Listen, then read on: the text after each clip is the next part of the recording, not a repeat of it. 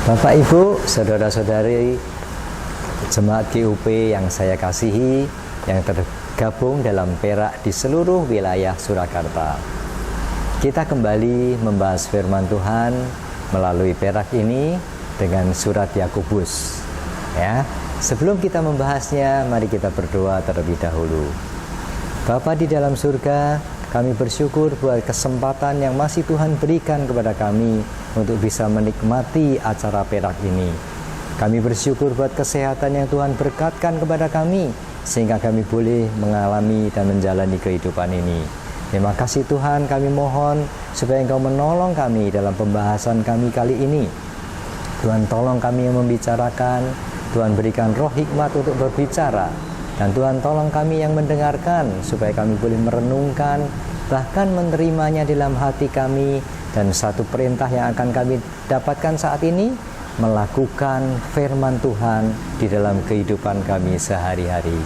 Terima kasih Tuhan, kami mohon Roh Kudus-Mu supaya menjadikan acara ini menjadi berkat yang menyerap di dalam hati kami dan nampak di dalam buah-buah perbuatan kami. Di dalam nama Tuhan Yesus kami berdoa. Amin. Bapak-bapak, ibu-ibu, saudara-saudari di dalam Tuhan, kita lanjut dalam acara pembahasan Perak melalui kitab Yakobus atau surat Yakobus.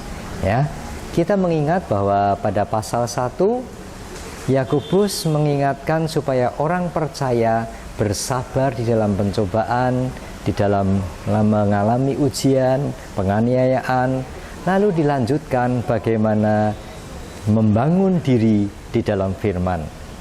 Maka dalam pasal yang kedua ini Yakobus menasihatkan orang percaya supaya giat dalam melakukan kebenaran.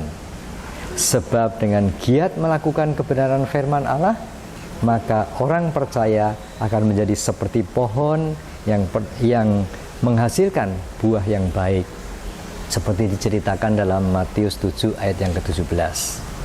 Nah, pada pasal yang kedua ini kita memberikan judul melakukan kebenaran. Dan pokok bahasan kita bisa dibahas melalui bahasan kecil. Yang pertama, menolak diskriminasi. Yakobus 2 ayat 1 sampai 4. Yang kedua, menghargai sesama pilihan Tuhan. Yakobus 2 ayat 5 sampai 7. Yang ketiga, menghormati hukum Tuhan. Yakobus 2 ayat 8 sampai 13. Yang keempat, mengkritisi iman yang palsu. Yakobus 2 ayat 14 sampai 19. Dan yang kelima, mempraktekkan iman yang benar. Yakobus 2 ayat 20 sampai 26. Nah, pada kesempatan Perak kali ini kita akan membahas pokok bahasan yang pertama, yaitu menolak diskriminasi. Teks yang kita bahas terhadap dalam Yakobus 2 ayat 1 sampai yang keempat. Saudara-saudaraku, sebagai orang yang beriman kepada Yesus Kristus, Tuhan kita yang mulia, janganlah iman itu kamu amalkan dengan memandang muka. Sebab jika ada seorang masuk ke dalam kumpulanmu dengan memakai cincin emas dan pakaian indah, dan datang juga seorang miskin ke situ dengan memakai pakaian buruk, dan kamu menghormati orang yang berpakaian indah itu dan berkata kepadanya, silakan Tuan duduk di tempat yang baik ini. Sedangkan kepada yang miskin kamu berkata, berdiri di sana, atau duduklah di bawah di lantai dekat tumpuan kakiku. Bukankah kamu telah membuat perbedaan di dalam hatimu dan bertindak sebagai hakim dengan pikiran yang jahat? Itulah teks kita. Nah, kita akan membahas bahwa diskriminasi, sikap diskriminasi tidak sesuai dengan firman Tuhan. Dan bagian yang kedua kita membahas sikap diskriminasi adalah ekspresi dari pikiran jahat. Nah, apa arti dari kata diskriminasi tadi? Menurut Kamus Besar Bahasa Indonesia, diskriminasi berarti perbedaan perlakuan terhadap sesama warga. Contohnya, seperti dengan memandang asli atau tidak asli penduduk, perbedaan warna kulit, dan sebagainya. Itulah arti dari diskriminasi, perbedaan perlakuan terhadap sesama warga. Nah, Rasul Paulus dalam 1 Korintus 12 ayat 13 mengatakan bahwa sebab dalam satu roh kita semua, baik orang Yahudi maupun orang Yunani, baik budak maupun orang merdeka, telah dibaptis menjadi satu tubuh, dan kita semua diberi makan, diberi minum dari satu roh. Disusul juga dengan keterangannya pada Galatia 3 ayat 26 sampai 28. Sebab kamu semua adalah anak-anak Allah karena iman dalam Kristus Yesus. Karena kamu semua yang dibaptis dalam Kristus telah mengenakan Kristus.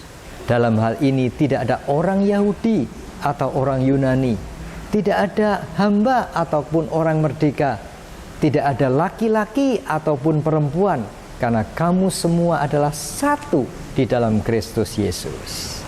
Dengan demikian, Yakobus menegaskan bahwa sikap diskriminasi adalah sikap yang tidak sesuai dengan kebenaran firman Tuhan dalam melakukan iman kekristenan kita. Seperti tadi kita baca dalam Yakobus 2 ayat 1, saudara-saudaraku, sebagai orang yang beriman kepada Yesus Kristus, Tuhan kita yang mulia, janganlah iman itu kamu amalkan dengan memandang muka. Janganlah iman itu kamu amalkan dengan memandang muka. Nah, bahasan kita bagian yang kedua adalah sikap diskriminasi adalah ekspresi dari pikiran jahat. Sikap diskriminasi adalah ekspresi dari pikiran jahat. Batasan dalam kamus dia tadi, kita menyebutkan bahwa perbedaan perlakuan terhadap warga. Nah, di sini warga yang kita maksud adalah warga jemaat gereja kita. Nah, perlakuan yang kita kerjakan tentunya didorong oleh sikap dalam hati kita.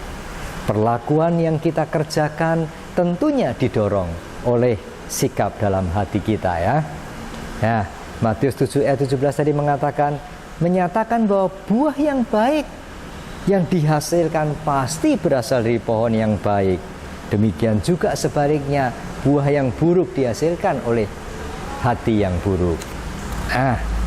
Maka dari itu kita membahasnya dalam Yakobus ini, yang mengatakan bahwa Yakobus menerangkan dalam kalimat pertamanya tadi, saudara-saudaraku, sebagai orang yang beriman kepada Yesus Kristus, Tuhan kita yang mulia.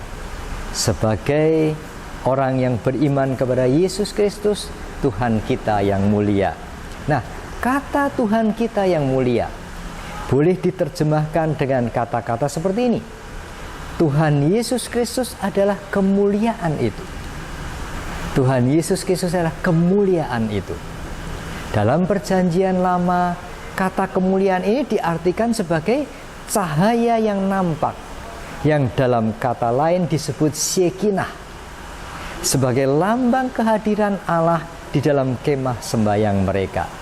Jadi cahaya yang nampak adalah kemuliaan Yesus itu sendiri.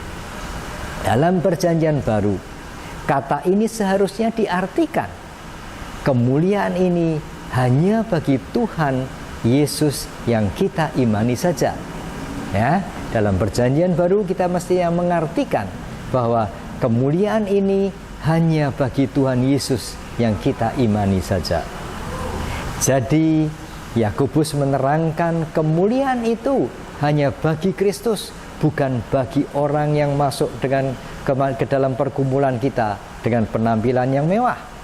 Bahkan kita disebut menjadi hakim yang jahat karena bersikap membedakan antara orang yang masuk ke pergumulan kita dengan penampilan yang buruk. Bapak, Ibu, saudara-saudari dalam Tuhan, saya mengingat waktu itu kita punya tua-tua bernama almarhum Pak Budiono. Ya, dia bilang begini sama saya, wah, kalau yang jadi asyir dan kolektan itu Dokter Bambang, itu pasti punya efek yang sangat baik. Saya merasakan itu satu kebenaran yang bagus juga. Tetapi saya tidak melakukan itu. Karena Bapak Ibu tahu kelemahan saya. Saya seringkali datang dengan sangat terlambat ke gereja. Bagaimana saya bisa jadi usher dan kolektor? Dengan bahasan ini, marilah pada hari ini kita belajar mempunyai sikap memuliakan Tuhan Yesus saja. Melakukan kebenaran firman dengan tidak melakukan sikap diskriminasi dan membenahi hati kita supaya tidak menjadi hakim yang jahat. Mari kita berdoa. Bapa di surga, kami bersyukur buat Tuhan berikan bagi kami untuk membahas firman Tuhan. Kami akan dituntut untuk melakukan kebenaran firman Tuhan. Kami mohon kekuatan dari Tuhan untuk melakukannya. Kami mohon supaya kami boleh memuliakan Engkau hanya sebagai Tuhan Yesus yang kami imani. Kemudian kami akan membenahi diri kami untuk menyikapi diri kami tidak bersikap diskriminasi terhadap semua orang yang Tuhan kirimkan bagi kami. Demikian juga kami belajar supaya kami tidak bersikap menjadi hakim yang jahat yang menilai orang dari penampakan atau penampilannya. Terima kasih Tuhan, berikan hati kepada kami untuk mengasihi semua orang seperti Engkau mengasihi kami. Dalam nama Tuhan Yesus kami berdoa. Amin. Amin.